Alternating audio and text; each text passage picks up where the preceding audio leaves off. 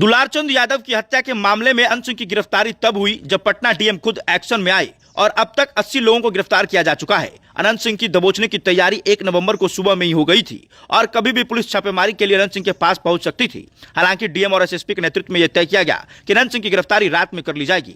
पटना के DM doctor Tyagarajan SM खुद मोकामा क्षेत्र में जाकर निगरानी कर रहे थे और उनके नेतृत्व में ही ये कार्रवाई हुई है। डीएम ने बताया कि अब तक मोकामा कांड में लगभग 80 लोगों की गिरफ्तारी हुई है और ये कार्रवाई पूरे मोकामा की गर्मी को एकदम शांत कर दिया है। इस संदर्भ में डीएम ने कहा कि मोकामा क्षेत्र में मजिस्ट्रेट की निगरानी में ही कोई भी प्रचार प्रसार होगी और अगर किसी भी प्रकार की उल्लंघन हुई तो सख्त कार्रवाई होगी और गाड़ियां भी जब्त की जाएगी।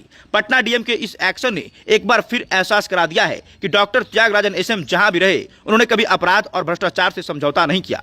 चलिए अब आगे पूरा मामला आपको विस्तार से बताते हैं। उससे पहले अनंत सिंह की गिरफ्तारी को लेकर और पटना डीएम की सख्त कार्रवाई को लेकर आप क्या कुछ कहना चाहेंगे, जरूर बताइएगा। मोकामा में दुलारचंद यादव की हत्या के बाद पूरा माहौल गर्म था। एक तरफ एफआईआर के बाद पुलिस कार्रवाई कर रही थी तो विपक्ष बार बार चुनाव आयोग और सत्ता पक्ष को घेर रहा था। दुलारचंद यादव की पोस्टमार्टम के बाद यह स्पष्ट हो गया कि दुलारचंद यादव की हत्या गाड़ी चढ़ने से हुई थी।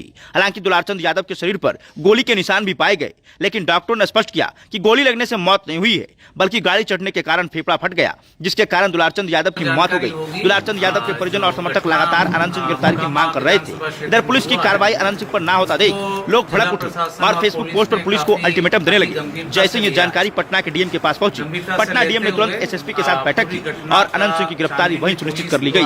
दुलारचंद यादव की हत्या के बाद पटना के डीएम और एसएसपी खुद मोकामा गए और पूरा मोकामा पुलिस छावनी में तब्दील हो गया। माहौल अब बिल्कुल शांत। डीएम और एसएसपी खुद हर पल मॉनिटरिंग कर रहे हैं। डीएम ने स्पष्ट मैसेज दिया है कि चुनाव न सिर्फ निष्पक्ष होगा बल्कि भयमुक्त वातावरण में भी होगा। चाहे कोई भी कितना बड़ा बाहुबली हो या फिर अपराधी हो, गलत करेगा तो उसकी जिंदगी सलाखों के पीछे ही करेगी। Patna DM doctor Tyagarajan SM जहां भी रहे उन्होंने भ्रष्टाचार और अपराधियों से कभी समझौता नहीं किया। ये जिस जिले में डीएम रहे वहाँ भ्रष्टाचारियों पर अब तक की सबसे बड़ी कार्रवाई होती रही। दुलारचंद यादव की हत्या के मामले में जब पटना डीएम एक्शन में आए तो ये उसी समय स्पष्ट हो गया था कि चाहे कोई कितना भी बड़ा अपराधी हो या फिर बाहुबली हो, गिरफ्तारी सबकी सुनिश्चित होगी और हुआ भी वही। बाकी पटना डीएम की इस कार्रवाई के लिए आप क्या कुछ कहना चाहेंगे, कमेंट बॉक्स में बताइएगा। साथ ही साथ इस वीडियो को शेयर जरूर कीजिएगा। बाकी आगे वीडियो में देखिए क्या कुछ कह रहे हैं डीएम और एसएसपी।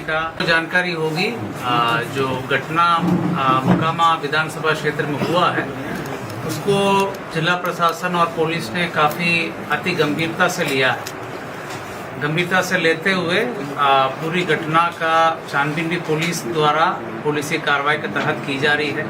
कांड दर्ज हुआ है और पुलिसी कार्रवाई अलग से चल रही है। हम लोग इस घटना को बहुत ही सीरियसली देख रहे हैं और घटना के बाद काफ़ी हम लोगों ने कार्रवाई की है।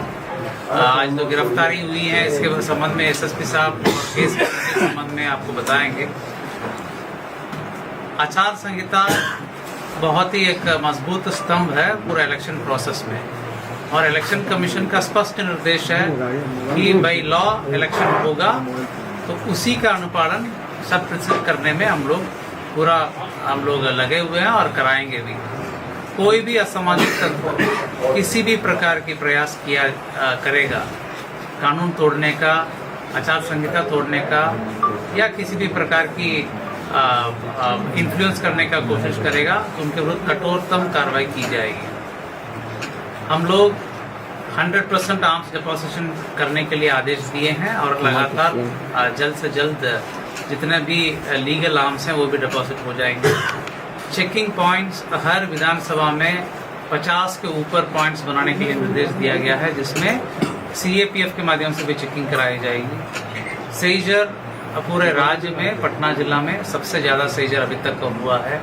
लगातार सीएपीएफ सक्रिय हैं और पर्याप्त मात्रा में सीएपीएफ के बल उपलब्ध है।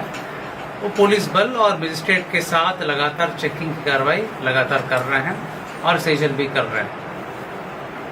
आचार संहिता के संबंध में सभी पदाधिकारियों को पुनः निर्देश दिया गया कि किसी भी प्रकार के अगर उल्लंघन होगा उनके विरुद्ध कठोरतम कार्रवाई किया जाना है। जहाँ तक इलीगल आर्म्स की बात है उस पर और तेजी लाई गई।